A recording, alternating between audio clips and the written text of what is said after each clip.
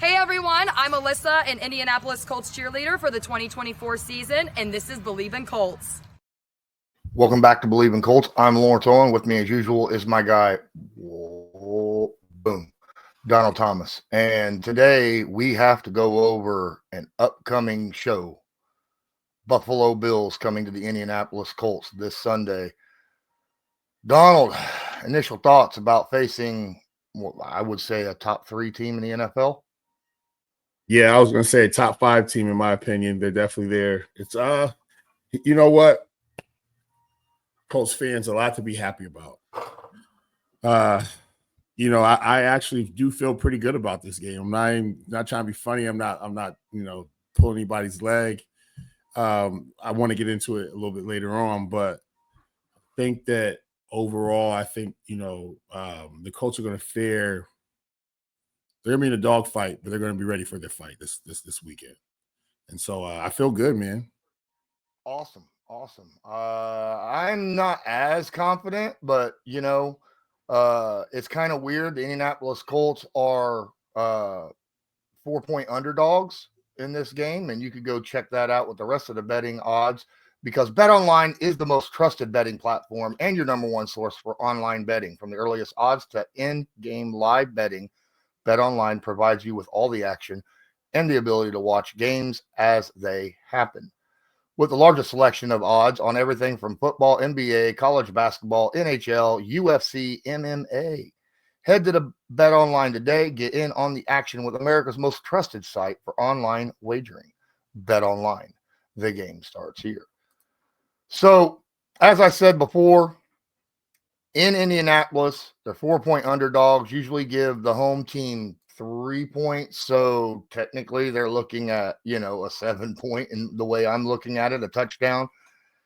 Can Indy cover that spread or do you think that they have a shot at winning this? Or you sound like you're pretty optimistic here, just overall. Not only do I think they'll cover the spread, I think Indy pulls this out. Call me crazy, call me very optimistic, but here's why I feel the way I feel. Traditionally, historically, everybody knows that when Indy plays a very good football team, they always play better. And I've seen it. I've been a part of it. I just whenever I wasn't even playing in Indy, Indy rose to the occasion, and they played good teams very well, and they have traditionally done that. You look at earlier in the season, and you can say the Steelers are a top 10 football team. Well, hell, they beat them, right? Like, so when you look at it from a standpoint of like, are they going to come in here and just steamroll us? I don't, absolutely not.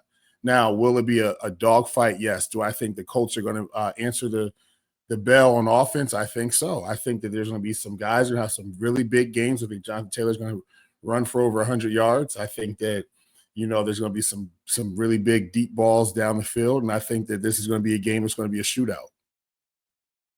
A shootout. Oh my. I mean, let's be frank. Josh Allen, one of the better quarterbacks in the NFL. This year he's got 17 touchdowns to only 2 interceptions.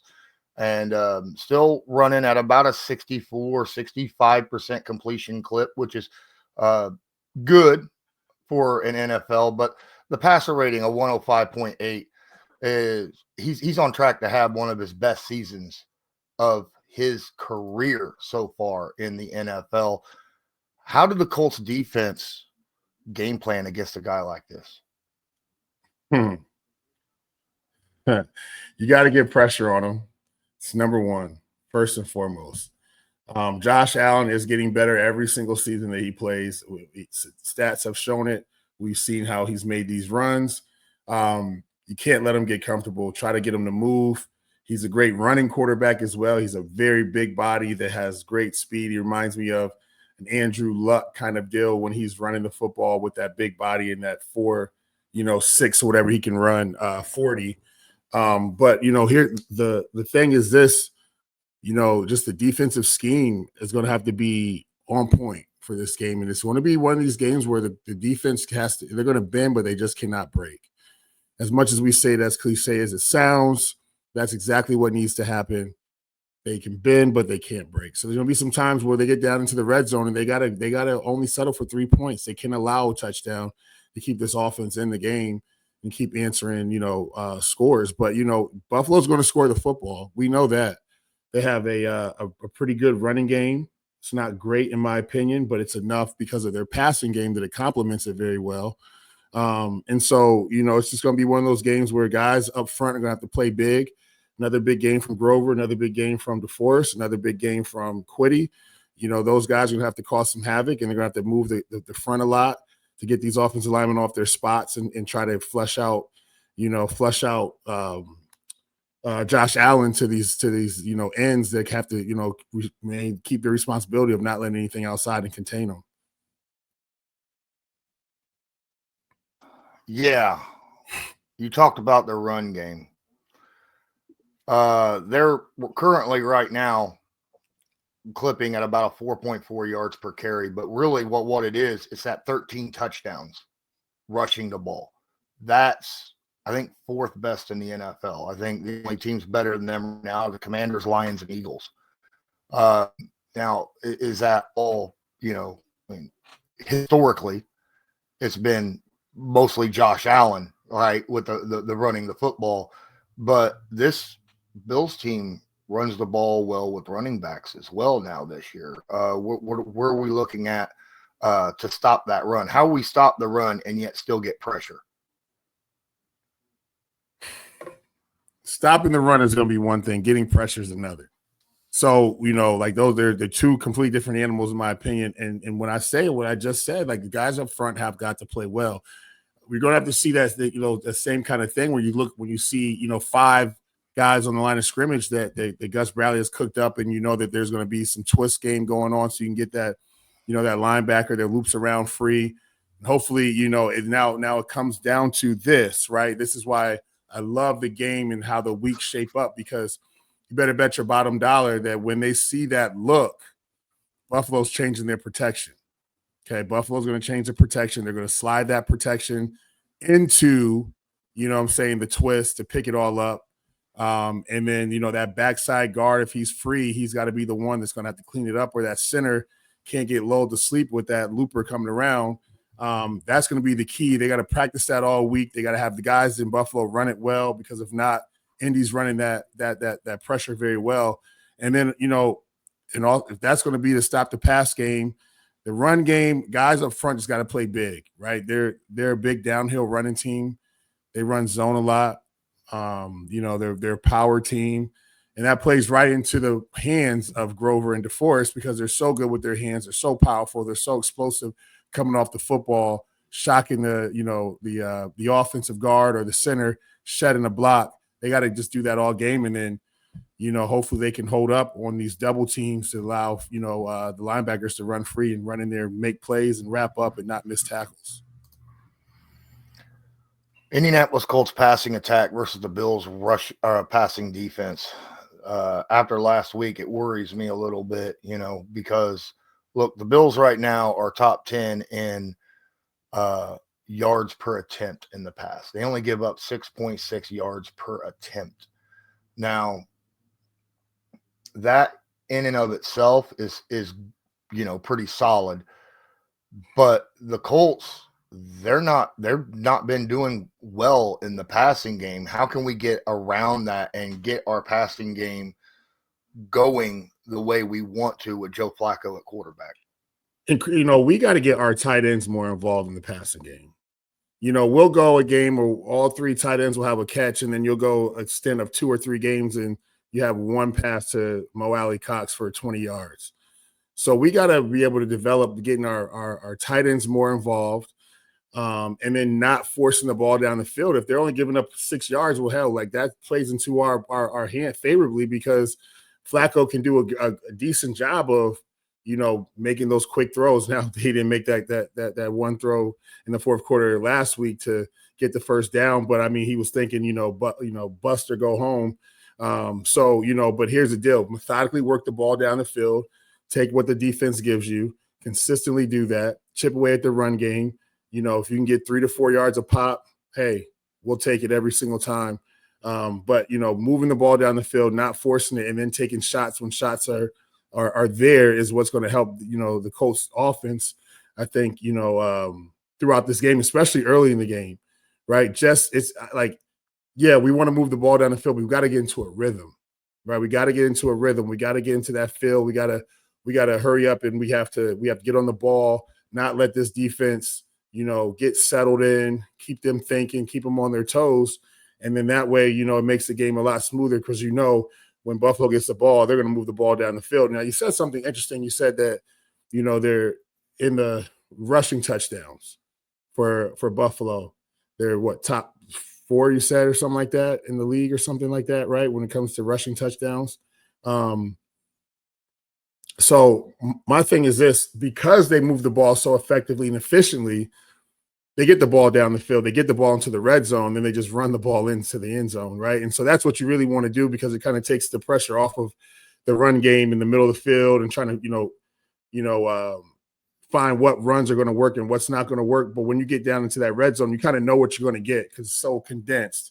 The defensive front you're going to get, and that plays into the offense's hands of them practicing that and knowing where guys are going to be, get on their spots, and running backs hitting the lanes and hitting the holes hard. So it's going to come down to when they get into that red zone defensively, we just got to man up and we got to play super physical. You got to play physical because what's about to happen. And then, the safeties have to trust their eyes, not being in the backfield, not allowing somebody to slip behind them for, a pass in the back of the end zone is going to be huge. And you can't have these mishaps against a team like this. The reason why this team is a top 3-5 team in the league right now is because they're not making a lot of mistakes.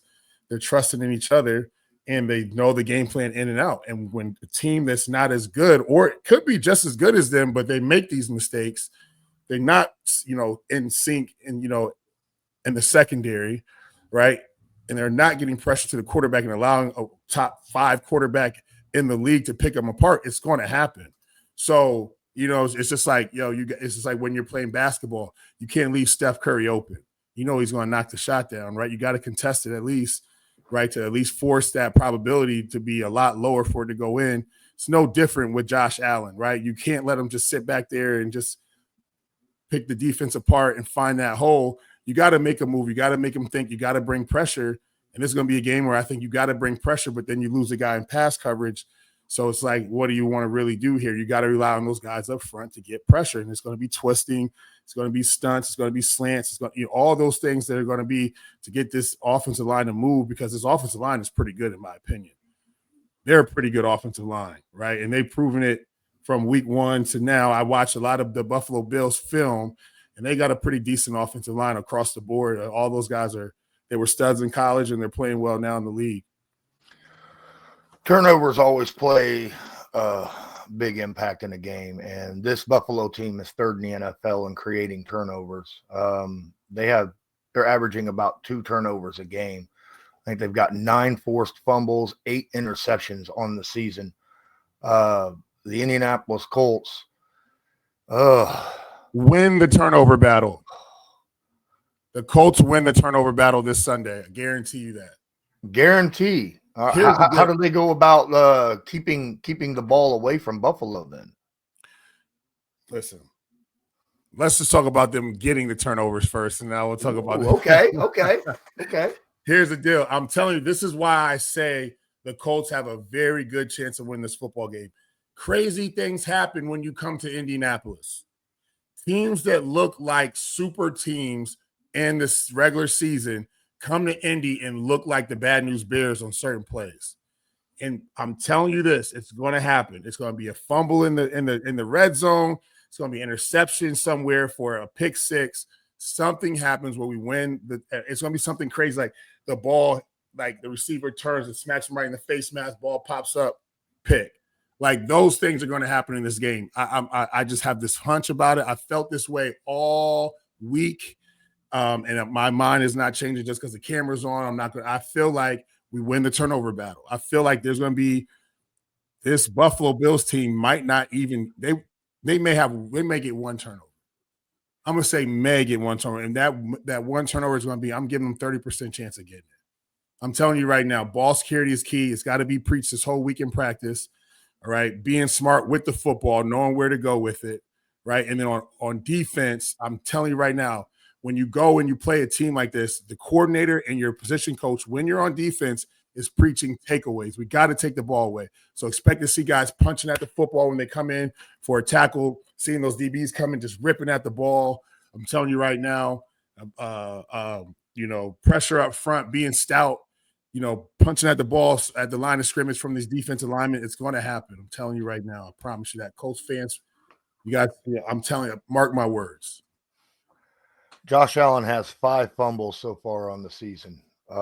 That's on track right now for the 3rd most of his NFL career in a single season.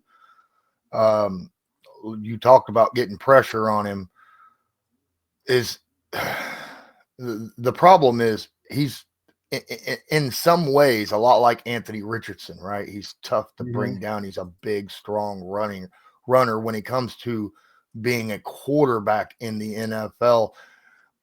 When a defensive player gets to Josh Allen, are they looking for the turnover, or are they looking just to bring him down because of how big he is? What do you focus on most, would you think? You got to bring him down. Like I'm telling you right now, he's a big body. He's a Andrew Luck. He's a Cam Newton-ish kind of type of body type where you just can't come in here and think you're just tackling Joe Flacco. He's going to go down because he doesn't want to freaking, break something. This guy is running the football hard. And he's got moxie, like we used to say. He's got that it to him to where he wants to run. He'll run you over. He wants to run you over if he can. So I think that when guys approach that, you got to hit him as hard as you can, and those turnovers will happen because at the end of the day, he is a quarterback, right? He's not a ball carrier. Even though he can run with the football and he can handle it, he's not built or suited to take those type of hits all the time. It's one of those deals where it's like, even when Lamar Jackson runs with football, I'm like, all right, he didn't fumble it, like, because he's had times where he's fumbled the ball. Like, quarterbacks are not running backs. There's been very few quarterbacks that we've seen over the course of the last 20 years, 15 years, the Vicks, the Lamars and the Cam Newtons that were like that, prolific like that, running with the football. I'll even say Johnny Football a little bit, right? We want to go back a little bit to Manziel, but like they're not suited for that. So if I'm the defense, he takes off, I'm taking a shot at him. I'm going to go hit him. First I got to get him down, but I'm going to wrap up. I'm hitting him as hard as I can. I'm trying to put the crown of that helmet right into that ball. I'm punching at it, but I got to get him down. We got to gang tackle. One thing that the Colts have to do is, like our coaches say, I got to see 11 hats around the football every time. And I'm telling you right now, like when we're watching film, if I don't count 11, it's a problem. Unless you got hurt, you should be hustling over to the ball. It's gang tackling all the time, getting to the ball, stand them up, rip the ball out, get turnovers. It's going to happen. I'm telling you, the Colts got to be juiced up, though. The way I'm juiced up, the way I'm starting to sweat a little bit, getting ready for the game, that's how they got to be all week. And that's going to be the formula for success. The Indianapolis Colts, you talked about the Bills having a good offensive line. The Colts have had a good offensive line all year, and that's with a bunch of injuries across the board. It seems like just about every position outside of left guard, Quentin Nelson, has had guys go in and out. This week is no exception. Ryan Kelly out on IR. Tanner Bortolini coming in. He's started for him a couple of times already this year, played pretty well. But we get Bernard Ryman back at left tackle. You're going to get that left side is going to be solidified again, coming up against the Buffalo Bills. My goodness. Where do they utilize this offensive line? Because we talked about last week how it's amazing Jonathan Taylor got the yardage he got against the Vikings and their blitz happy scheme. Mm-hmm. And that was with, a backup at left tackle. That was, with we're getting, I would say, a top 10 left tackle back. Okay. And the Colts like to run towards that left side, so I'm wondering, is that how much of an effect is that going to have in this game? It shouldn't have an effect at all. if he's coming back to play, that means he's coming back. He's 100% of what he can possibly be. I'm expecting to get production out of him. If not, then I can't play him. If I'm gonna put this guy, if I'm gonna put him back in the game, this goes for any player. I'm gonna put you back in the game after you come off injury for a while, and his was a concussion though. Right. So we're good. We got to be able to run the ball behind you, right? We got to get back to the winning formula. This is how we win. This is our bread and butter. This is where we want to go with the ball. You should be okay. But I'm just saying in general, like if a guy comes back from injury and you put him in and you ask me that same question, I'm gonna give you the same answer. Like he shouldn't be back in if we have questions about and concerns about whether or not we can do what we want to do or have to do with him back in the lineup. Then he needs to still be out for a couple more weeks, and that's the beauty of, I love the new IR rule where guys can come back after a certain amount of time, because it gives guys a chance to, those injuries that probably would have really, had them out there for the rest of the season and they're back, they can make it back now. So, hey, look, listen, you got to be able to you got to be able to run the ball effectively, period.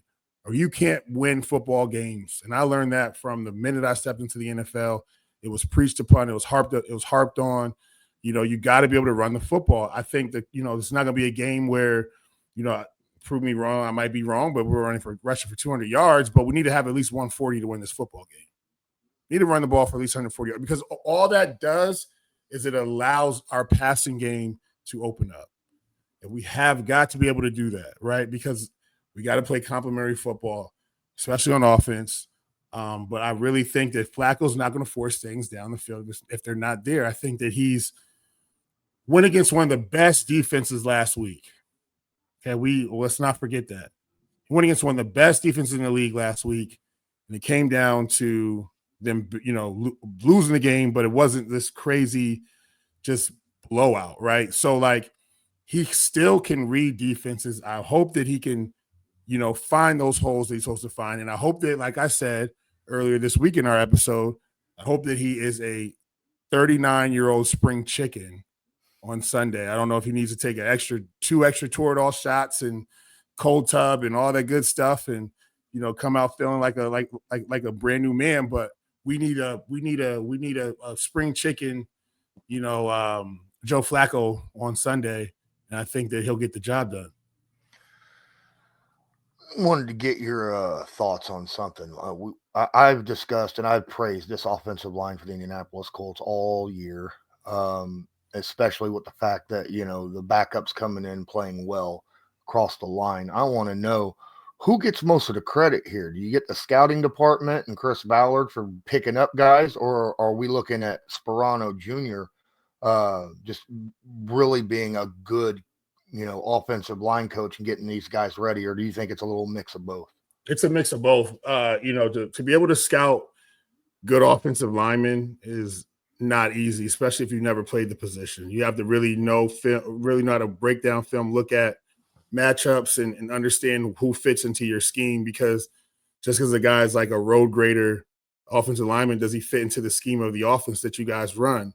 Right? He might not fit into that, right? He might not be a guy that's great, on outside zone plays, running and cutting and getting up in space. He might just be a guy that's just a great, gap scheme, power counter, duo, inside zones for the most part kind of, lineman. So, yes, it is front office. You got to look at the GM. You got to look at the scouting department for knowing the type of offensive lineman they want. And then you have to look at who's the most important after that as a position coach, because that's the guy that you're with every single day. That's the guy, if you got to call coach, you're probably going to call him before you call the head coach. You spend hours upon hours with him, and if he believes in you, he's going to pour into you. He's going to try to develop you, because even if you're not starting, everybody knows you're one play away from going in. So he's doing a great job of developing and bringing along, and every year you have to develop. I don't care if you went to the Pro Bowl year prior. You got to get better the next year as well. Like you can't just stay stagnant. NFL just doesn't work that way. So he's getting the veterans better every year. He's also getting these young guys better as they come along and they're waiting in the wings and they're doing things. So, his dad was an offensive line coach. That's all he knows is offensive line play. Shoot, his dad was my head coach. And the year prior to that, he was the offensive line coach for the Cowboys before he got the head coaching job with the Dolphins when I got drafted to Miami. So he's been around offensive line play. He knows what it looks like. He knows he's got his dad's, teachings in him. He's got, all the other coaching trees that he's been on. He's a good offensive line coach. He is, and I'll give him that. And guys, I could tell when I went to training camp and I saw the way he interacted with them and stuff like that. He's hard nosed. He's tough, but they respect him, and he respects the players, and it just makes them play better as a unit. Coming towards the end of this show today, I want to know your key player or position group that has to play very well this week for the Colts to come out on top over the Bills. Yep. So offensively, I'm putting it on the center with Bortolini. I'm putting it on him just because, he's stepping back into being the starter and he's got to keep that offense rolling. The second quarterback on the field is the center. So making sure he can identify the front, identify the coverage, the blitzes, any type of, if he can, tip off and get traffic directed as well. His whole offensive line as a unit, they'll be able to move the football even if they're blitzing, because if you guys we can see it, we can pick it up, the center can call it out. You know what I'm saying? It makes us be able to run the ball. So I'm putting it on him offensively. And then defensively, I'm putting it on Zaire Franklin. I'm putting it on Zaire because I need him to, he needs to be that vocal point on the defense, getting their guys, lined up correctly, calling out plays, making sure that everybody's on the same page. I want to see him making sure the D-line going the right way. You know what I'm saying? And I'm putting it on him to be the leader of the defense. And so those are my two key guys for this week, Zaire and Bortolini on offense. I 100% agree on the Zaire Franklin, not just with the getting everybody in line, but, coming off the blocks, making big hits, keeping an eye on Josh Allen, right? During plays, making sure he doesn't get out and get first downs with his legs and things of that nature. I think there's a lot on Franklin's plate this week.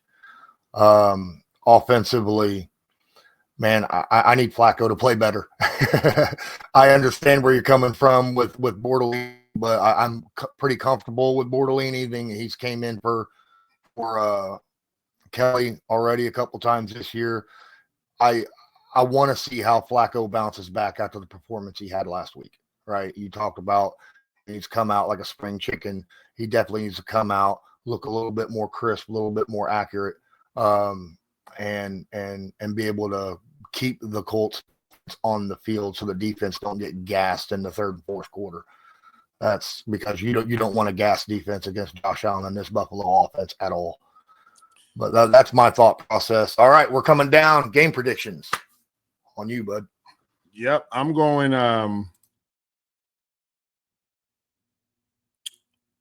27-30 Colts. Ooh, you always told me you hit a 30 mark. That's a bold prediction. I remember you saying that. Crazier things have happened, so that is my prediction right there. All right. I got 24-21 Bills. Sorry. No, that's the safe, easy way out, man. I'm not letting you get off that easy. That's what you really think? 24-21? I think it's 24-21 Bills. All right. Okay. I think it's close. I think it's close. Actually, I don't think it'll be close early in the game. I think the Bills jump out quick. And I think the Colts in the second half try to make a comeback, but just fall short. That's how I'm looking at it, because I'm just going by what I've seen from this team, the last few times, and offensively, they have not been that sharp. I hope that they get back on track. I hope they lean a little bit more heavily on Jonathan Taylor. I don't want to see, 12, 15 touches in this game. He's going to need more than that. But until they show me they're going to do something otherwise, I just got to assume that's what we're going to see. Wishing and wanting is one thing, but what the Colts deliver is another. Yeah. I'm with you, man. I just think that it's going to be one of those shootouts. But I also think that, like you said, you hope that Flacco comes out and plays better. Like, that's the last thing I'm really worried about. just because he's such a seasoned guy. It's the only way that he doesn't play better is his father time just tells him, this ain't Sunday either. You know what I'm saying? Like, you got to he can manage a football game mentally. We need him to do it physically as well. Right. So, I just feel like he knows he has to play better. He knows what last week the outcome was. And trust me, he knows exactly he should have made certain throws and shouldn't have made certain throws and what he can do better. And he's seen all these defenses and he's played against all these coordinators for the most part in his career. So if he doesn't have a mental note of how he, plays them and what's going to be there and how they play, like, then who else better, right? Like, so, I have really high hopes and I'm very positive that this episode, I don't know, call me crazy or I'm just, whatever, but I just feel like this is not going to be, it's a tough game, but it's not, the Colts play good when they play great teams. And this is one of those games where this is no different. I think they're going to play very well on Sunday.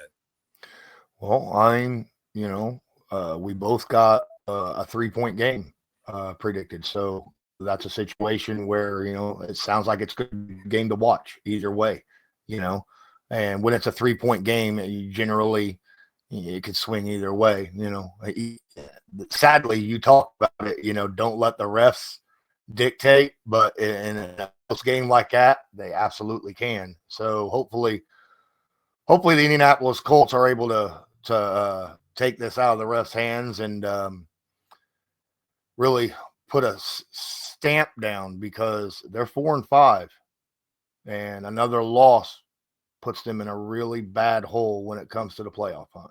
So I think that's going to do it for us here at Believe in Colts. I'm Lawrence Owen. That's Donald Thomas. This was Believe in Colts, brought to you by Bet Online. And as usual, go Colts. Go Colts, baby. Do you believe? Do you believe?